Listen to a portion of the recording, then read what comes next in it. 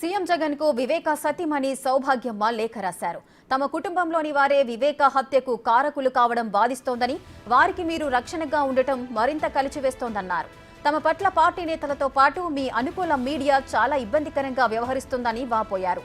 న్యాయం కోసం పోరాడుతున్న సునీతను హేళన చేస్తూ నిందలు మోపుతున్నా, టార్గెట్ చేస్తున్నా మీరెందుకు మౌనంగా ఉంటున్నారని ప్రశ్నించారు.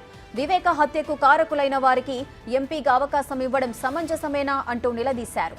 చివరి ప్రయత్నంగా న్యాయం, ధర్మం గురించి ఆలోచన చేయాలని కోరారు.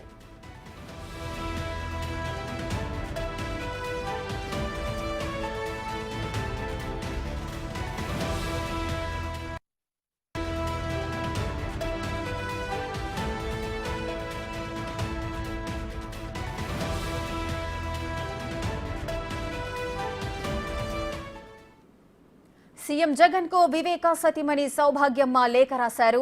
తమ కుటుంబంలోని వారే వివేక హత్యకు కారకులు కావడం బాధిస్తోందని, వారికి మీరు రక్షణగా ఉండటం మరింత కలిచివేస్తోందన్నారు. తమ పట్ల పార్టీ నేతలతో పాటు మీ అనుకూల మీడియా చాలా ఇబ్బందికరంగా వ్యవహరిస్తుందని వాపోయారు. న్యాయం కోసం పోరాడుతున్న సునీతను హేళన చేస్తూ నిందలు మోపుతున్నా, టార్గెట్ చేస్తున్నా కూడా మీరెందుకు మౌనంగా ఉంటున్నారని ప్రశ్నించారు. వివేక హత్యకు కారకులైన వారికి ఎంపీగా అవకాశం ఇవ్వడం సమంజసమేనా అంటూ నిలదీశారు. చివరి ప్రయత్నంగా న్యాయం, ధర్మం గురించి ఆలోచన చేయాలని ఆమె కోరారు.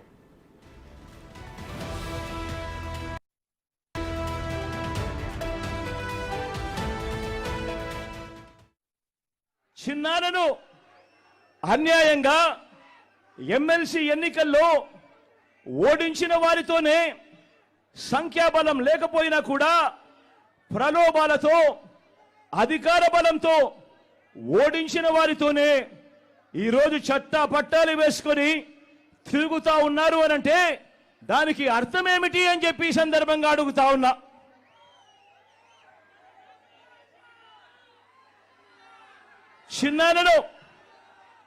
చిన్నానకు రెండో భార్య ఉన్న మాట వాస్తవం అవునా కాదా? ఆ రెండో భార్యతో తనకు సంతానం ఉన్న మాట వాస్తవం అవునా కాదా? అవినాష్ అక్కడికి ఎవరు ఫోన్ చేస్తే వెళ్ళాడు వంటి అనేక ప్రశ్నలు